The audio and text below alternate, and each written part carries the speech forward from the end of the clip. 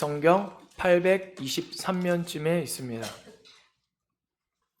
오늘 봉독하실 하나님의 말씀은 시편 31편 19절에서 20절까지의 말씀입니다.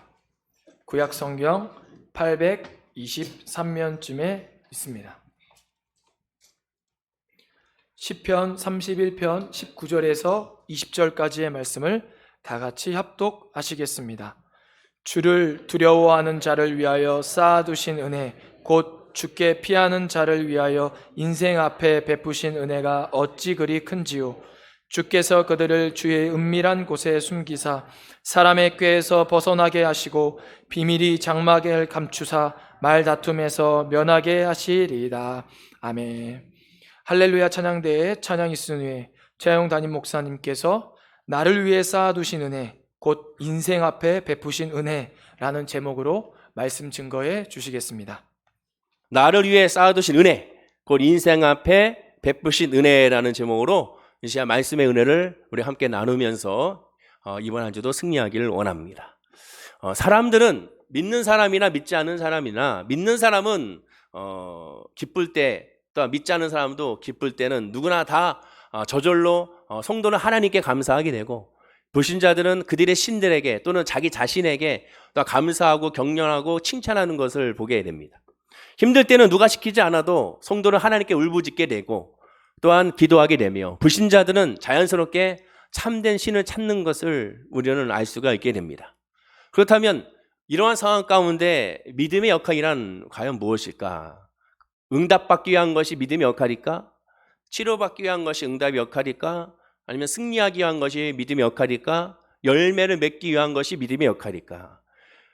여기서 말하는 믿음의 역할이라는 것은 1차적으로 바로 때에 따라서 우리의 마음이 달라지는 것을 바로 한 마음으로 바뀌는 것이 믿음의 역할이라고 할 수가 있게 됩니다. 적어도 성경에서 봤을 때 믿음의 역할은 한 마음입니다. 어떠한 상황에든 한 마음입니다. 즉 기쁘지 않아도 하나님께 감사 찬양할 수 있는 마음, 힘들지 않아도 항상 기도할 수 있는 마음, 언제나 하나님을 의지하고 하나님을 바라보는 마음, 그것이 믿음의 능력이고 믿음의 역할입니다. 기쁠 때는 기쁘니까 하나님을 바라보고 기도하고, 슬플 때 슬프니까 하나님께 기도하고 간구하고, 언제나 어디서나 항상 주님을 의지하고 항상 주님을 바라보고 항상 주님께 엎드리는 것, 이것이 진정한 믿음의 역할이자 믿음의 능력이라고 할 수가 있게 됩니다. 이러한 믿음의 역할과 능력을 잘 드러내는 말씀이 바로 시편의 말씀입니다. 시편 150편의 말씀을 하나하나 살펴보게 되면 그 말씀 가운데 믿음의 역할이 무엇인지를 우리 정확히 알 수가 있고요, 믿음의 능력이 어떻게 발휘가 되는지를 우리는 또한 성경을 통하여 확인할 수가 있게 됩니다. 또한 시편의 많은 말씀은 많은 성도님들에게 위로와 은혜를 줍니다. 왜냐하면 그만큼 우리에게 체감할 수 있는 그러한 언어들로 묘사되어 있기 때문에 그렇습니다. 따라서 초신자들에게 성경을 읽으라고 했을 때 가장 많이 권면하는 것이 시편인 것을 보게 되죠. 왜? 우리의 생활과 가장 밀접한 많은 고백으로 채워져 있기 때문에 그렇습니다. 시편 중에서도 특별히 다윗의 시편을 살펴보게 되면 다윗의 시편만 골라서 하나하나 묵상하게 되면 우리는 이런 믿음의 역할과 믿음의 능력을 우리가 발견하게 되고, 우리 또한 그런 믿음으로 성장할 수 있음을 확인할 수가 있게 됩니다. 왜냐? 다윗은 우리와 같은 인간으로서 평생을 두고 우리와 동일한, 어쩌면 우리보다 더 심각하고 더 어려운, 말도 안 되는 영화와 같은 그런 환난을 겪었기 때문에 그렇습니다. 그 많은 환난과 어려움을 겪었지만 침상과 눈물로 적시면서 하나님 앞에 부르짖고 간구하면서 그 안에 역사하시는 하나님의 은혜를 깨닫고 고백한 것이 바로 시편의 고백이기 때문에 그렇습니다. 그래서 시편의 고백을 하나하나 살펴보게 되면 어쩌면 지금 나와의 상태와 똑같고 내 마음을 그대로 대변하는지를 우리는 알 수가 있고, 또한 그에 따라서 자연스럽게 그 시편의 고백들을 우리도 따라하게 되고 그 말씀으로 이루어받는 것을 보게 됩니다. 그러면 다윗의 시편을 통해 살펴봤을 때 하나님에 대한 결론을 요약한다면 뭐라고 할 수 있을까요? 많은 요약이 있겠지만 특별히 오늘 본문을 보면 다윗은 아주 의미심장한 하나님에 대한 결론을 우리에게 말씀해주고 있습니다.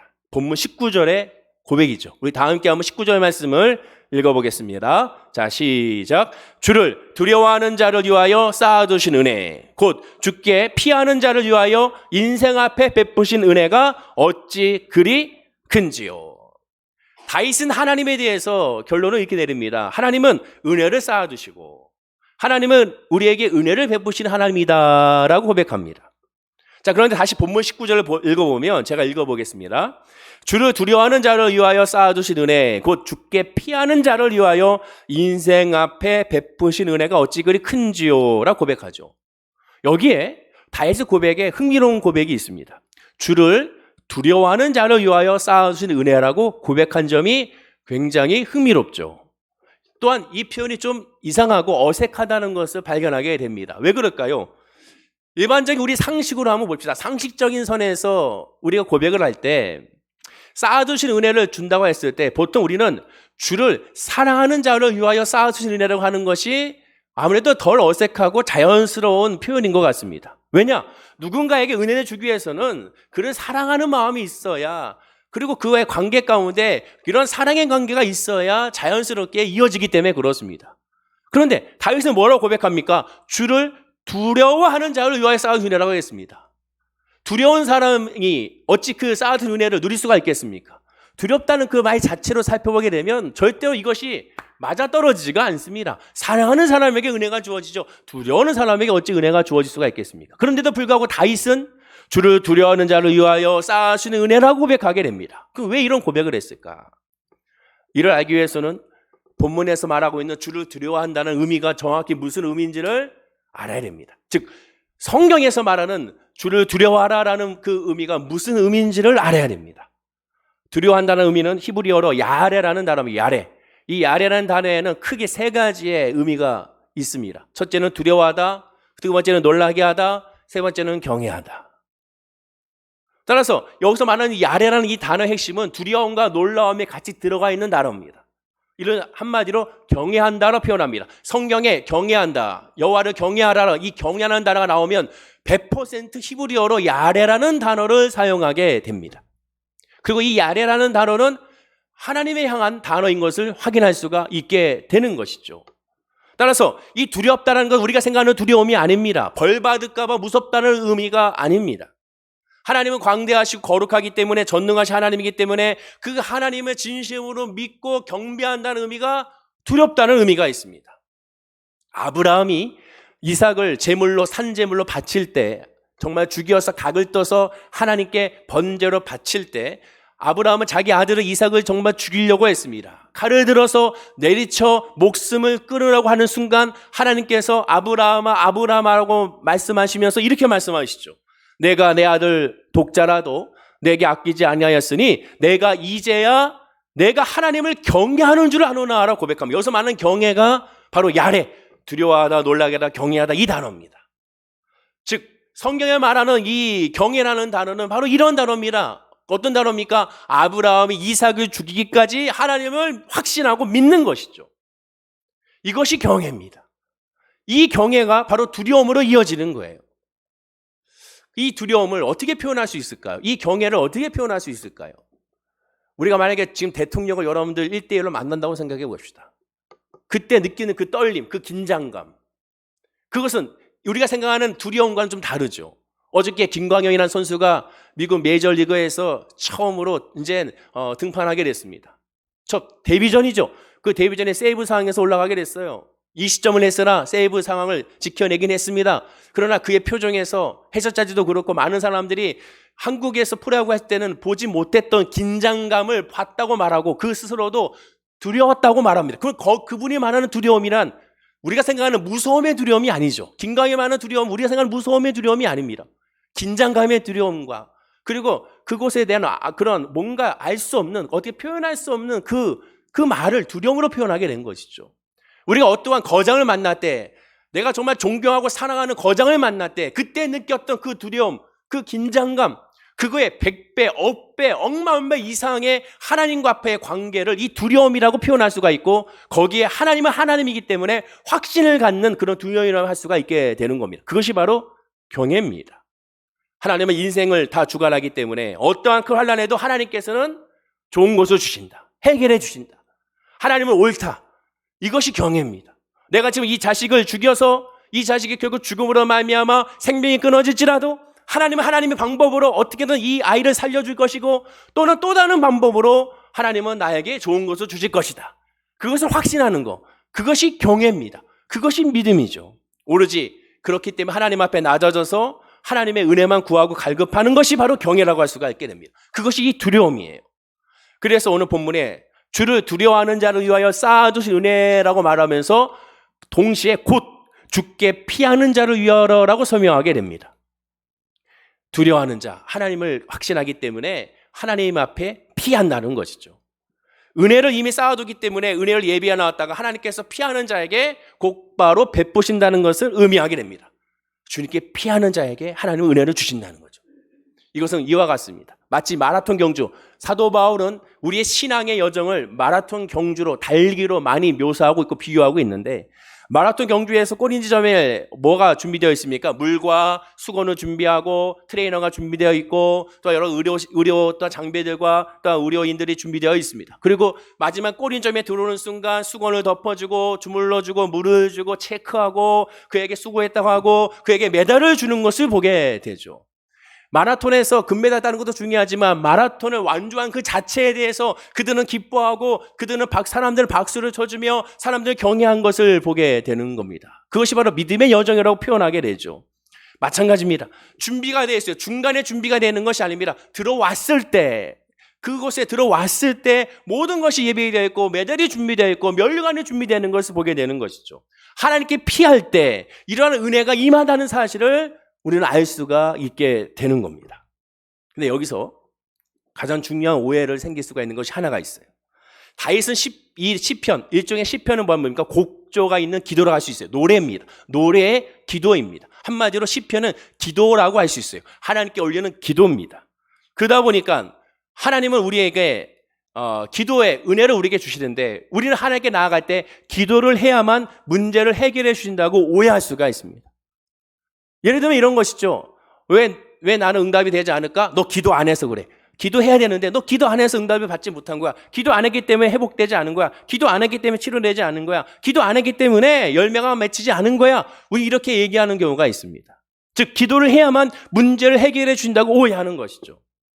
그러나 성도는 기도를 하면 문제가 해결이 됩니다.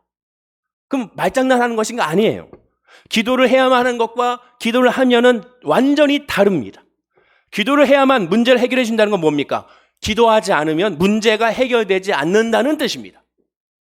그러면 기도하지 않으면 문제가 해결되지 않나요? 꼭 기도만 해야 문제가 해결됩니까? 그렇지가 않죠. 성도는 기도하지 않아도 하나님의 보호하심과 인도하심 가운데 기도해서 해결되는 것보다 기도하지 않아도 해결되는 일이 더 많습니다. 다만 우리가 알지 못할 뿐이죠.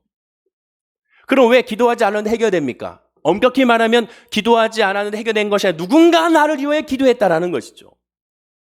성경은 분명히 이렇게 말합니다. 내가 하지 않았지 누군가 너를 위해 기도했다라는 거예요. 그럼 누가 기도합니까? 로마서 8장 26절입니다. 우리 다 함께 한번 읽어볼까요? 자, 시작. 이와 같이 성령도 우리의 연약함을 도우시나니 우리는 마땅히 기도할 바를 알지 못하나 오직 성령이 말할 수 없는 탄식으로 우리를 위하여 친히 간구하시니라. 우리는 마땅히 빗바를 알지 못합니다. 그래서 기도하긴 하지만 딴 거 기도해요. 어쩌면 기도도 하지 않는 사람들이 있습니다. 그러나 우리가 형통한 이유가 뭡니까? 평안한 이유가 뭡니까? 잘 되는 이유가 뭡니까?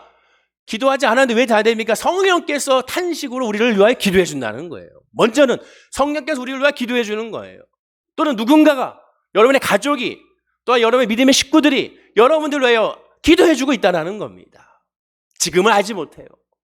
나중에 주님이 부르시는 그때 우리는 알게 될 겁니다. 아, 이때 하나님이 이렇게 역사하셨구나. 이때 누군가 나를 이렇게 기도해 줬구나. 나를 위해 중보기도 해줬구나. 성령께서 이렇게 나를 인도해 줬구나. 이 사실을 깨달아야 돼요. 영적 전투에서 승리하게 된 이유가 바로 누군가의 기도라는 사실을 우리가 알게 되는 겁니다. 기도를 해야만 문제를 해결해 준다는 건 뭡니까?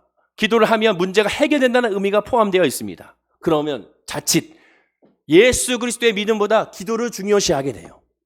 기도의 행위를 중요시하게 됩니다. 그럼 여러분에게 한번 묻겠습니다. 한번 답을 한번 해보시죠. 마음으로 한번 답을 해보세요. 여러분, 기도가 만능입니까? 만능이 아닙니까? 또는 기도는 응답입니까? 응답이 아닙니까? 뭐라고 대답하시겠습니까? 엄격히 따지면 기도는 만능이 아닙니다. 기도는 응답이 아닙니다. 왜 그런지 아십니까? 예수 그리스도가 만능이고 예수 그리스도가 응답이기 때문에 그렇습니다. 예수가 없는 기도는 주문에 불과한 거예요. 기도 행위 그 자체가 중요한 것이 아니에요. 내가 기도했어, 오늘 내가 예배 드렸어가 중요한 것이 아닙니다. 내가 오늘 말씀 봤어가 중요한 것이 아니에요. 그 행위가 중요한 것이 아닙니다. 하나님은 그 행위에 먼저 집중하지 않습니다. 예수가 있느냐 없느냐, 예수를 의지했냐 예수를 의지하지 않았느냐, 예수의 이름으로 나가느냐 예수 이름으로 나가지 않았느냐, 정말로 나에게 있어서 예수가 과연 누구냐, 이것이 중요한 거예요. 이것이 중요한 것이 바로 복음입니다. 예수가 없는 것은 아무 의미가 없어요. 사단은 우리에게 계속 예수가 없는 예배, 예수가 없는 기도, 예수가 없는 행위를 계속 그것으로 만족하게 만들고 그것으로 말미암아 이루하게 만드는 겁니다. 그것은 샤먼이고 그것은 결국 사단이 좋아하는 거예요. 중요한 건 예수가 있느냐. 왜? 모든 건 예수기 때문에 그렇습니다. 알파와 오메가 되시는 분은 예수기 때문에 그렇습니다. 예수님만이 어제와 오늘이라 영원토록 동일하신 분이기 때문에 그렇습니다. 성도가 기도를 하며 문제가 해결된다는 것은 어떤 의미입니까? 그래서 믿음의 자세예요. 믿음의 자세. 하나님의 마음의 중심을 보시는 걸 여러분 꼭 기억해야 돼요. 마음의 중심을 보십니다. 그 중심의 자세가 바로 기도하며 문제가 해결된다는 의미가 됩니다. 자, 본문 19절을 다시 한번 보십시오. 여기 믿음의 자세가 나와요. 다 함께 읽어볼까요? 19절. 자, 시작. 주를 두려워하는 자를 위하여 쌓아두신 은혜, 곧 주께 피하는 자를 위하여 인생 앞에 베푸신 은혜가 어찌 그리 큰지요. 다윗은 고백합니다. 믿음의 자세를 고백합니다. 기도자의 자세를 고백합니다. 뭐라고 얘기합니까? 하나님에 대한 성도의 믿음의 자세, 기도의 자세는 첫째는 주를 두려워하는 마음이죠. 두려워하는 마음은 뭐예요? 경외, 확신. 하나님 앞에 있을 때 잘 된다는 확신. 하나님은 실패하지 않는다는 확신. 하나님은 결코 우리를 망하게 하지 않는다는 확신. 하나님의 자녀에게 결국 복을 주신다는 확신. 은혜 베푸길 원하시고 복을 주길 원하시고 또한 우리에게 영혼의 자래고 범사가 자래며 강건하게 하시는 확신. 그 확신이 먼저인 거죠. 그것이 마음의 자세예요. 두 번째는 주께 피하는. 그렇기 때문에 하나님께 확신이 있기 때문에 하나님께 피하는 겁니다. 하나님께 확신이 있기 때문에 예배하는 거예요. 확신이 있기 때문에 기도하는 거예요. 확신이 있기 때문에 말씀을 묵상하는 거예요. 아, 내가 기도하다 보면, 내가 예배 드리다 말씀 보다 보면, 아니에요. 제가 그랬죠. 성경은 믿고 행하는 겁니다.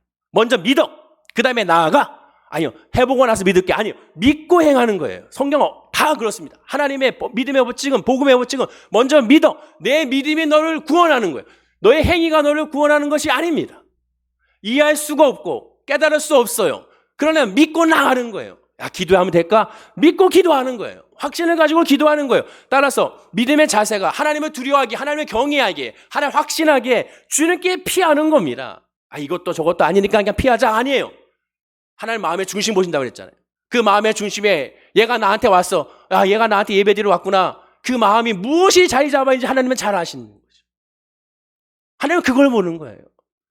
그 마음 가운데 하나님 복을 주시고 그 마음 가운데 변화시키고 그 마음 가운데 깨트리시고 그 마음 가운데 성령으로 인도하신다는 사실을 알아야 되는 겁니다. 따라서 믿음의 자세는 뭘로 이어집니까? 기도나는 행위로 이어지는 거예요. 자연스럽게 이어지는 거예요. 되어지는 거라고 그랬잖아요. 제가 늘 되어지는 거예요. 왜? 하나님이 확신하니까, 하나님이 살아계신 하나님이라는 걸 아니까, 자연스럽게 아니까 하나님께 예배하게 되는 거예요. 아니까 기도하게 되는 거예요. 깨닫게 되는 거예요. 우리가 목이 마르면, 목이 마르니까 물을 마시잖아요. 야, 목이 마른데 저 바닷물을 마시자. 그런 사람이 어디 있습니까? 안 마시고 물을 찾잖아요. 물. 왜? 물이 우리의 갈증을 해결해 주니까.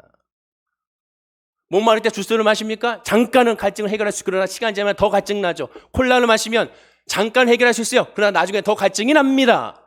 맥주를 마실까요? 그때는 시원하죠. 땀이 쫙 식는 것 같죠. 그러나 시간이 지나면 물을 더 찾게 되는 겁니다. 왜?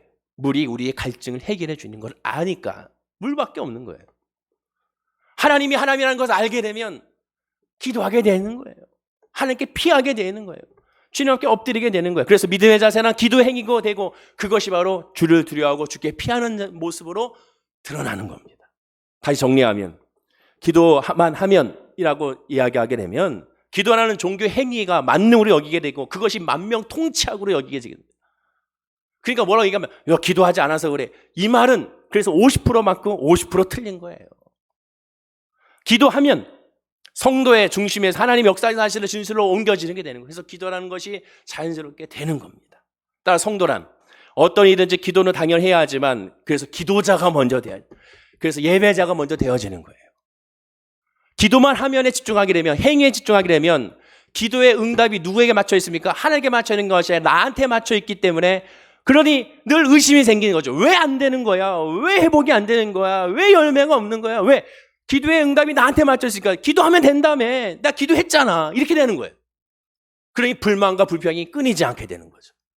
그러나 하나님이라는 것을 확신하게 된 채, 하나님의 은혜를 확신한 채, 하나님의 역사를 확신한 채, 믿은 채 기도하게 되면 그 기도의 응답이 나에게 있는 것이 아니라 하나님께 있으니까 계속 하나님을 바라보게 되고 감사하게 되고 찬양하게 되고 우리의 마음에 하나님의 은혜로 충만해지는 겁니다. 한 걸 더 나아가서 본문 19절에 보십시오. 여기에 또 다른 은혜를 찾을 수가 있어요. 자, 19절 말씀을 다시 한번 읽어볼까요? 자, 시작. 주를 두려워하는 자를 위하여 쌓아두신 은혜, 곧 주께 피하는 자를 위하여 인생 앞에 베푸신 은혜가 어찌 그리 큰지요. 여기 다윗이 뭐라고 고백합니까? 쌓아두신 은혜라고 고백합니다. 쌓아두신 은혜가 뭡니까? 이미 쌓아둔 거예요. 이미 준비되어 있는 은혜입니다. 이미 하나님은 다 갖춰져 있는 거예요. 이미 기도하기 전에, 주께 피하기 전에 하나님은 우리의 모든 필요를 아시고 우리의 모든 것을 다 아셔서 이미 준비하고 있는 겁니다. 그럼 무슨 뜻입니까? 당연히 그 문제 해결책도 다 마련해주고 계셨다는 거예요. 모든 응답과 해결이 이미 다 되어 있다면 하나님은 성도가 오직 겸손하게 하나님께 나오기를 바라는 겁니다. 모든 거 하나님께 준비되어 있어요. 하나님께 나가기만 하면 되는 거예요. 근데 문제는 뭐니까 나가지는 않는 거죠. 나가지 않는 거예요. 주께 피하면 되는데 피하지는 않는 거예요. 피하지는 않는 거예요. 그러니까 누릴 수가 없고, 그러니까 하나님의 놀라운 영광을 간증할 수가 없는 겁니다. 피하면 되는데. 예수님은 말씀하셨어요. 마태복음 21장 22절입니다. 한번 읽어볼까요? 자, 시작. 너희가 기도할 때 무엇이든지 믿고 구하는 것은 다 받으리라 하시니. 옛날 성경은 뭡니까? 받은 줄로 믿고라고 합니다. 받은 줄로 믿고. 옛날 성경 받은 줄로 믿고. 지금 개역개정은 무엇이든지 믿고 구하는 것은 다 받으리라. 예수님도 같은 말씀하십니다. 하나님은 이미 다 준비되어 있어. 하나님은 다 너희들에게 응답을 다 주실 준비가 다 되어 있어. 그러니 그것을 믿고 뭐하라? 구하라. 믿고 구하라. 근데 뭡니까? 믿긴 믿는데 구하지 않아. 그러니까 하나님의 역사가 이루어지지 않는 거죠. 하나님을 안다면 구하게 되는 거예요. 왜? 이 응답은 하나님밖에 없으니까. 간절히 찾는 거죠. 나를 찾는 자가 나를 만나리라. 구하고 두드리고 찾아야 주의 역사가 나타나는 겁니다.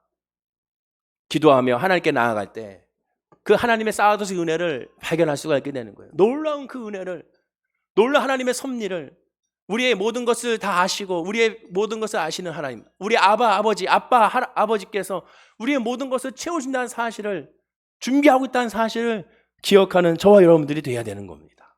다윗은 그것을 알았어요. 그래서 다윗은 놀라운 고백을 시편에 하고 있습니다. 정말 다윗의 시편만 살펴봐도 1년 12달 다윗의 시편으로만 우리가 함께 나눠도 끊이지 않게 돼요.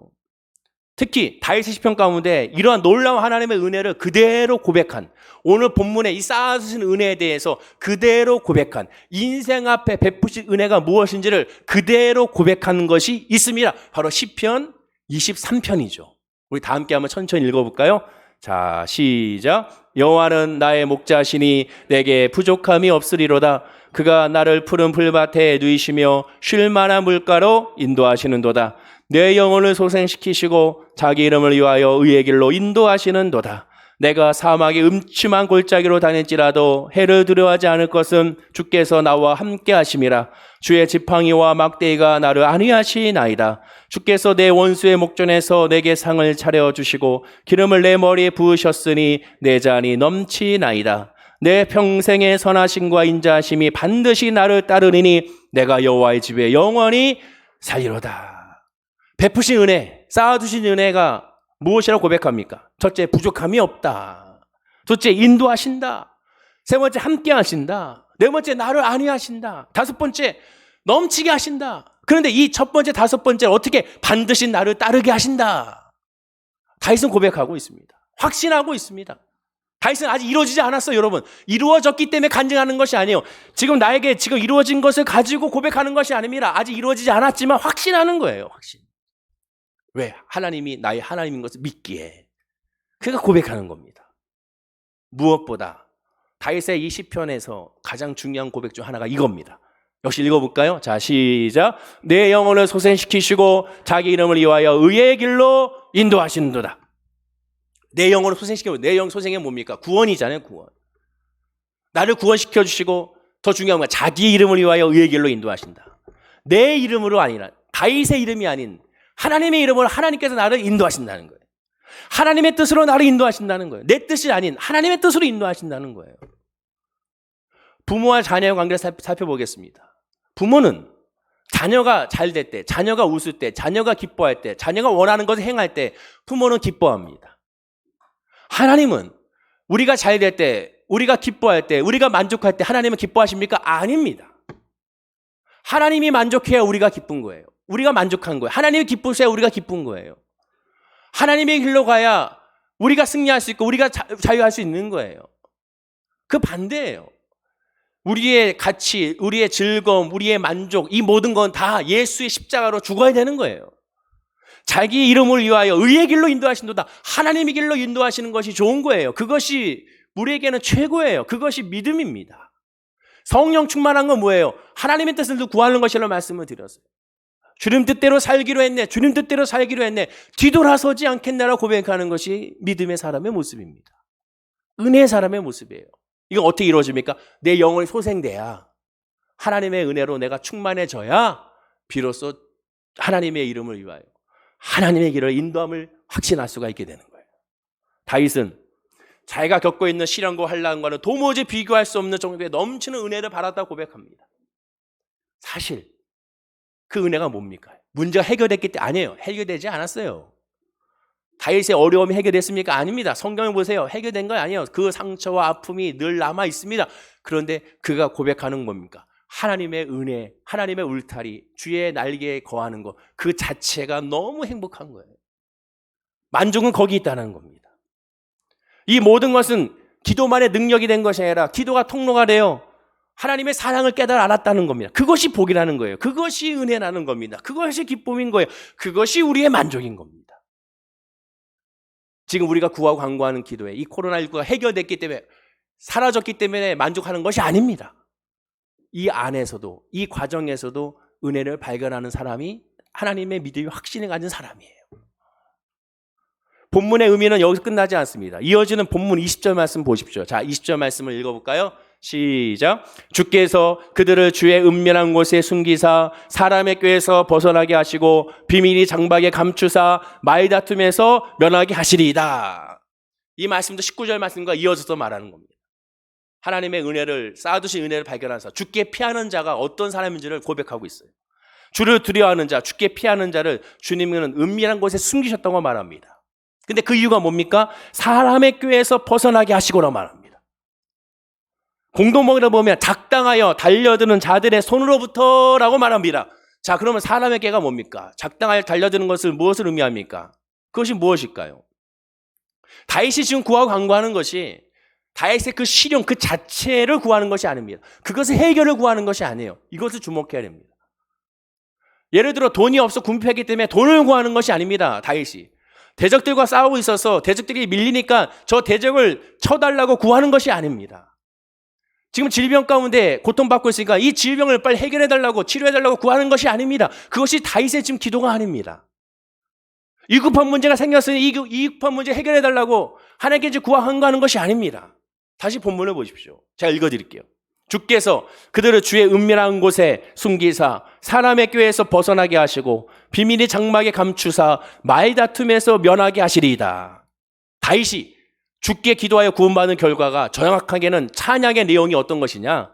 주의 은밀한 곳에 숨기사 사람의 꾀에 벗어나게 하시고 비밀의 장막에 감추게 하사 말다툼에서 면하게 하신다라고 말합니다.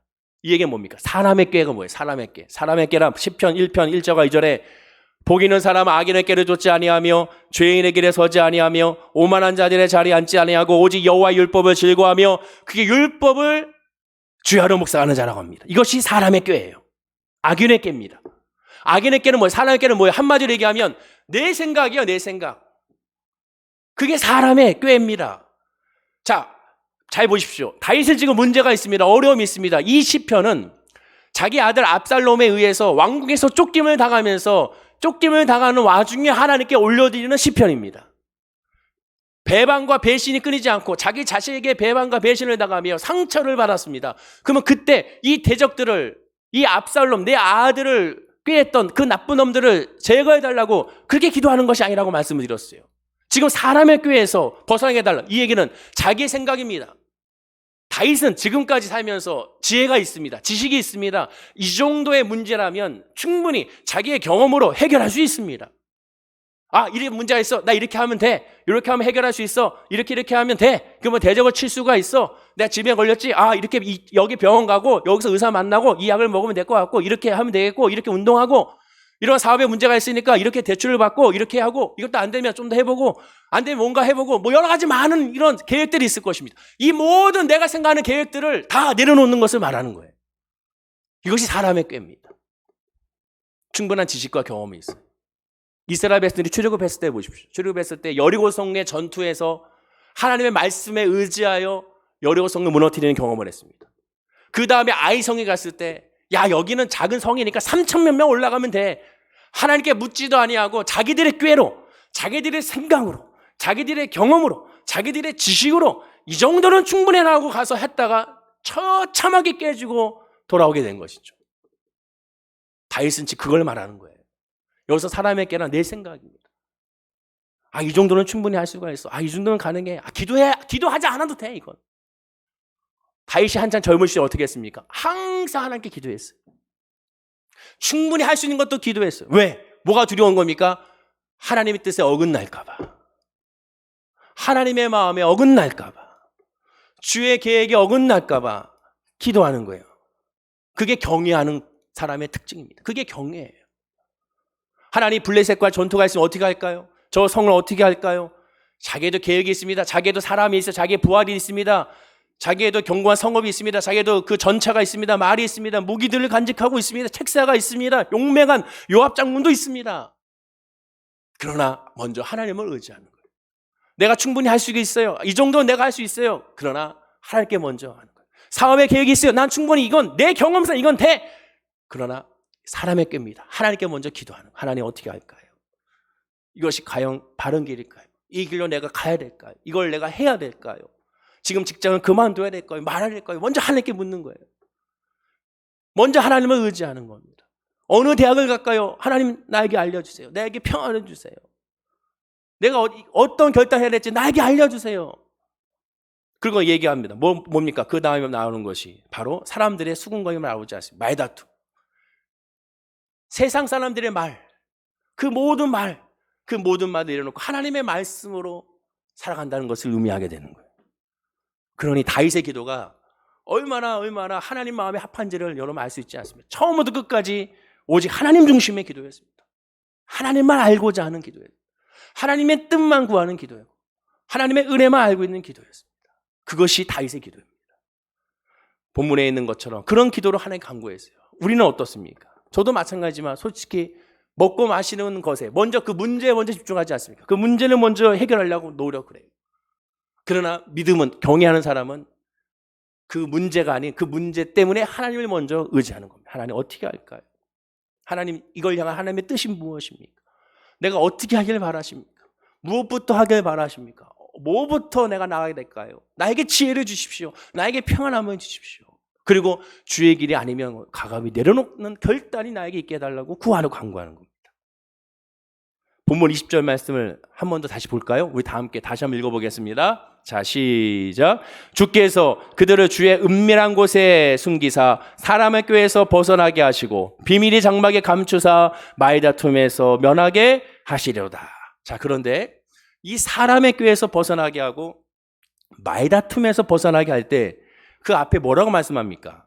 은밀한 곳에 숨겨서 사람의 꾀에서 벗어나게 하고 말다툼에서 면하게 하기 전에 비밀의 장막에 감추게 해달라고 고백하게 됩니다. 은밀한 곳과 비밀의 장막을 얘기합니다. 역으로 얘기하면 사람의 꾀에서 벗어나기 위해서는 은밀한 곳에 주의 은밀한 숨겨져야 되고 말다툼에서 면하게 하기 위해서는 비밀의 장막에 있어야 한다는 것을 의미하게 되죠. 그러면 주의 은밀한 곳이 어디겠습니까? 하나님께 기도하는 것이 주의 은밀한 곳입니다. 결론부터 말하면 마태복음 6장 6절입니다. 역시 한번 읽어보겠습니다. 시작. 너는 기도할 때 내 골방에 들어가 문을 닫고 은밀한 중에 계신 내 아버지께 기도하라. 은밀한 중에 보시는 내 아버지께서 갚으시리라. 은밀한 중에 기도하는 자. 골방. 그러니까 골방이 되니까 정말로 골방에 들어가서 기도하는 것이 하나님 만나는 것을 의미하는 것이 아닙니다. 여러분, 혼자서 잘못된 혼자 골방에 들어갔다가는 이상한 성령 충만이 악령 충만을 받을 수가 있어요. 오살레 기도원에서도 수많은 기도굴이 있습니다. 그 기도굴에서 안 나오는 사람들이 있어요. 문제가 심각해져요, 나중에. 거기가 은밀한 곳이라고, 나 여기서 주님 만난다고. 예배 시간이라고 종 쳤는데 예배 안 드리고, 공동체 예배 안 드리고, 그곳에서만 기도하는 사람, 나중에 정말 이상해지는 사람 너무 많이 봅니다. 은밀한 곳은 골방을 얘기하는 것이 아니에요. 은밀한 곳은 그 장소가 아니라, 은밀한 곳은 기도하는 곳입니다. 하나님과의 1대1의 만남의 그때를 말합니다. 시편 139편 15절에 내가 은밀한 데서 지음을 받고 땅의 깊은 곳에서 기이하게 지음을 받은 때 나의 형체가 주의 앞에 숨겨지지 못하였나이다라고 고백합니다. 나의 형체가 주의 앞에 숨기지 못합니다. 하나님 앞에 있는 상태를 말합니다. 그것이 은밀한 곳이에요. 내가 기도하는 이 시간, 내가 기도하는 이 곳, 여기가 지금 은밀한 장소입니다. 하나님 만나는 장소요, 복된 장소요, 주의 피하는 장소가 되는 거예요. 여러분들이 버스에 타든 직장에 있든 사업장에서 있든 어디 있든 병원에 있든 어디 있든 그곳에 주여라고 외치고 아버지라고 외치며 하나님이라고 외치는 그 순간 그곳이 바로 은밀한 장소가 되는 겁니다. 그리고 비밀이 장막에 감추사. 장막은 어디입니까? 회막을 암시하는 성전이에요. 성전. 이사야 50장 7절에 말합니다. 역시 한 번 더 마지막 읽어볼까요? 자, 시작. 내가 곧 그들을 나의 성산으로 인도하여 기도하는 내 집에서 그들을 기쁘게 할 것이며 그들의 번제와 희생을 나의 제단에서 기꺼이 받게 되리니 이는 내 집은 만민이 기도하는 집이라 일컬음이 될 것임이라. 비밀이 장막에 감추사는 어디입니까? 바로 성전. 지금 여러분 보이는 이 교회, 공동체, 여러분 공동체 바로 이것을 의미하게 됩니다. 내 집은 만민이 기도하는 집이라. 이 공동체를 의미하게 됩니다. 이곳에서 예배할 때 하나님께서는 역사하신다고 말씀하게 되는 거예요. 결과적으로 기도할 때, 기도로 여호와 하나님을 만날 때 사람의 꾀에서 벗어나게 하시고 말다툼에서 면하신다고 말씀하게 됩니다. 다윗은 이러한 고백을 하나님께 하고 있어요. 힘들고 어려운 이 상황에, 배반과 배신으로 상처받는 이 상황에, 슬픔과 격동으로 말미암아 눌릴 수 있는 바로 이 순간에 그가 먼저 고백한 것은 하나님의 품, 주의 날개, 주밖에 없음을 고백하고 있는 그 다윗의 고백을 우리가 살펴볼 수가 있게 되는 겁니다. 그리고 바로 그때 하나님의 은혜를 발견하게 되는 거예요. 본문 19절과 20절 말씀을 통하여 우리는 결론적으로 하늘에 미리 쌓여둔 은혜가 무엇인지를 발견하게 됩니다. 그것은 무엇입니까? 세상적인 것이 먼저가 아니라 내가 하나님께 엎드려 기도하고 간구하는 그 자체가 은혜라는 사실을 깨닫게 되는 거예요. 지금 이 시간에 예배하는 것이 은혜라는 것을 깨닫게 되는 거예요. 지금 이 자리가 은혜라는 것을 깨닫게 되는 거예요. 지금 내가 하나님 앞에 있다는 사실에 은혜라는 사실을 깨닫게 되는 거예요. 지금부터 시작된다는 사실을 깨닫게 되는 거예요. 그것이 큰 은혜의 시작입니다. 더 쉽게 말씀드리면 지금 앞에 있는 모든 것들이 다 아뢰는 것, 그것이 정말 하나님의 큰 은혜라는 사실을 우리가 알아야 됩니다. 다른 말로 하면 하늘에 쌓여있는 은혜라는 것이 어떠한 질병도 이겨내는 특효약이거나 부도난 사업을 단숨에 일으키는 구제 금융 같은 거나 마음의 상처와 허물을 씻어내는 어떤 신경 안정제가 아닙니다. 예배와 기도를 통하여 이 세상 어느 누구도 줄 수 없는 우리 영혼이 소생되고 하나님에 대한 확신을 가지고 그 믿음으로 말미암아 이 세상에 줄 수 없는 평안과 위로를 얻는 것, 그것이 바로 쌓아두신 은혜의 핵심이라는 사실을 우리가 알 수가 있는 거예요.